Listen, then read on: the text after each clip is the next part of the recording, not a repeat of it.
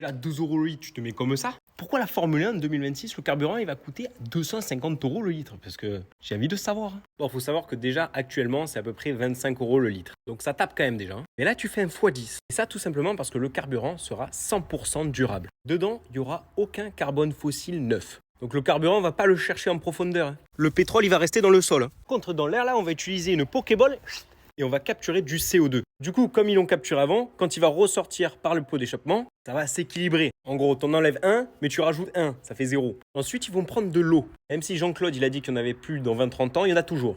L'eau, là, on va lui envoyer de l'électricité, produite par des énergies 100% renouvelables. Éolienne qui tourne là, solaire avec le soleil. Et ça va venir séparer l'hydrogène avec l'oxygène. Pour schématiser, ça se passe comme ça. Hydrogène, oxygène. À ce moment-là, on va réutiliser le CO2 qu'on a capté tout à l'heure avec la Pokéball.